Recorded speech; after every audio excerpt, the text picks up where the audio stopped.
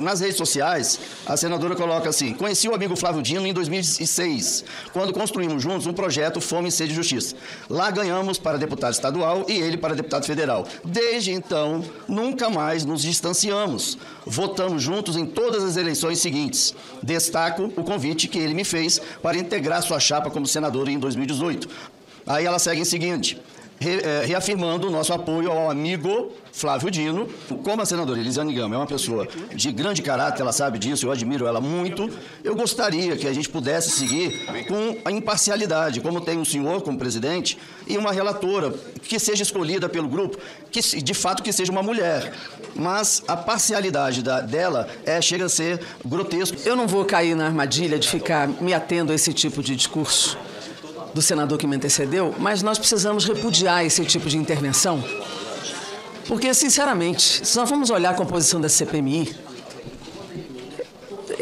talvez metade dela não pudesse estar aqui, porque se é amiga do senador Flávio Dino, ou nós respeitamos a nossa relatora, ou essa CPMI não pode continuar.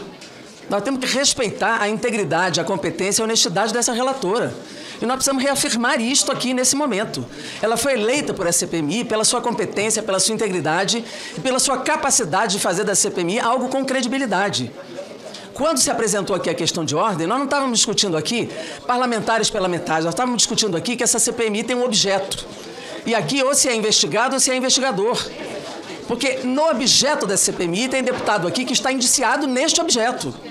Se eu for discutir aqui se é amigo, eu também tenho orgulho de ser amiga do ministro Flávio Dino. Como tenho orgulho de ser da base do presidente Lula. Agora, aqui está o filho do ex-presidente Bolsonaro, que está indiciado em 24 processos. Não poderia estar nessa CPMI também. Eu não vou admitir isso. Eu não aqui vou... está. Deputado, senador, eu faço um apelo a Vossa Excelência com todo respeito. Eu não vou admitir que nenhum parlamentar, nenhum membro desse colegiado interfira na palavra de outro parlamentar.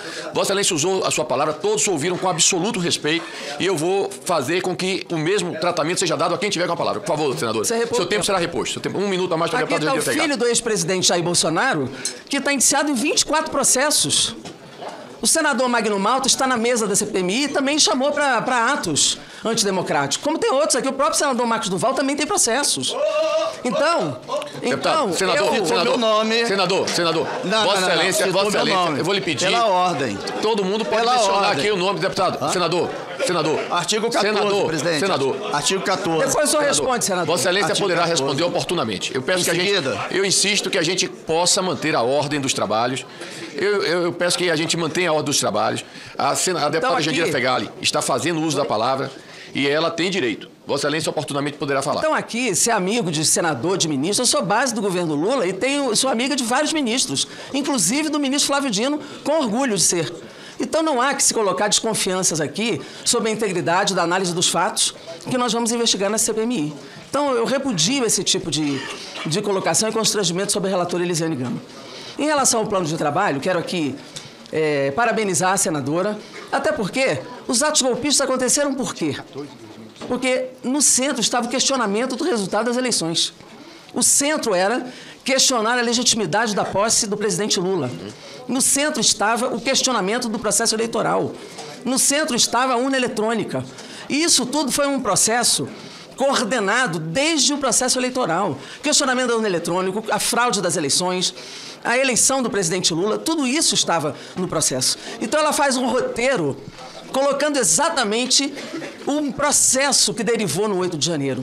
Então, o roteiro correto. O 8 de janeiro não é só o 8 de janeiro, é um processo.